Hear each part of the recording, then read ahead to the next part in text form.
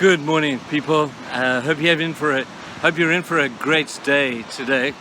I hope that you remember the lesson we spoke about yesterday about persistence in prayer when you really believe that God has something that He wants for you to do. I'm going to have to speak quite loud. The wind is really howling around me, and I'm competing with the waves as well. So I really hope that you're able to be able to hear me today. But I want to just say to you, in light of what we spoke about yesterday, I would encourage you to go back and read from the book of Judges, chapter 16, through to the end of the book.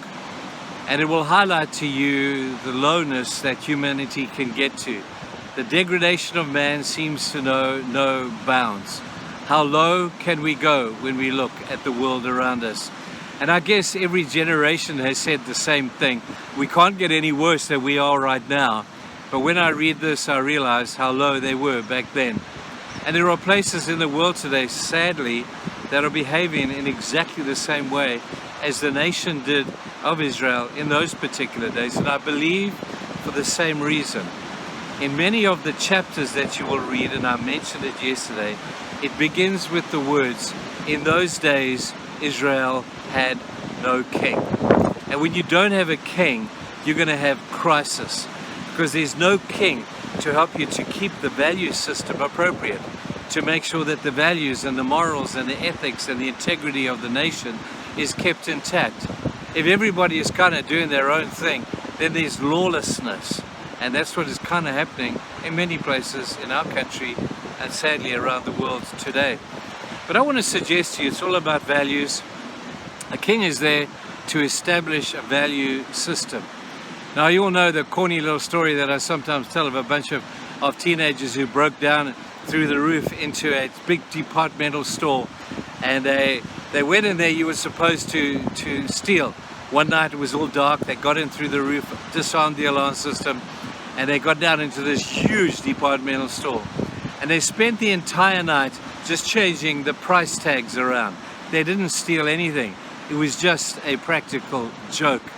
And when they came back the next morning after they've spent the whole evening just changing the price tags from things that were of big value to things that were worth next to nothing, they came back the next day and they were intrigued and somewhat humorized by the fact that chaos broke out in that shop. Chaos broke out because the guy who was buying the microwave oven, top of the range microwave, was paying the same thing as he would for a text bar. And they began to chaos broke out because there was put the wrong value on the wrong thing.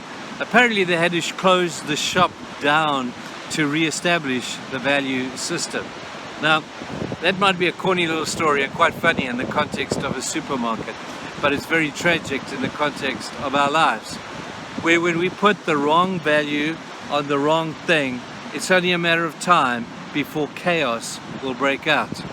And when chaos breaks out in our lives, and I see people who come and talk to me, and I love talking to people, and I begrudge this not at all, but when they come with chaos in their lives, I think I know what's gone wrong.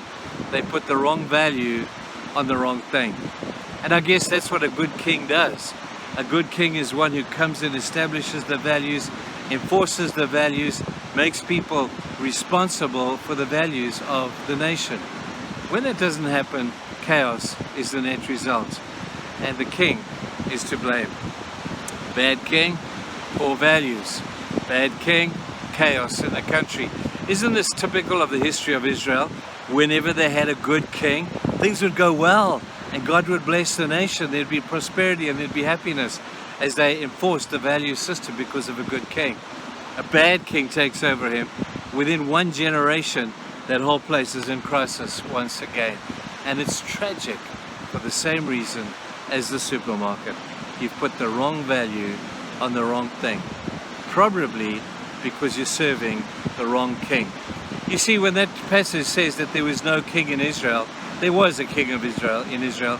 There were multitudes of them, whether they be foreign gods or whether they were kings of their own lives, saying, I want what I want. I want it when I want it. I will establish my own values and morals and ethics and my own principles. And when you're the king of your own life, it's only a matter of time before chaos is going to break out. One of the most tragic things when it comes to Israel because we read later on in the books of Moses that they came to Israel, they came to God and they said, God, we want to be like the other nations. We want a king like them.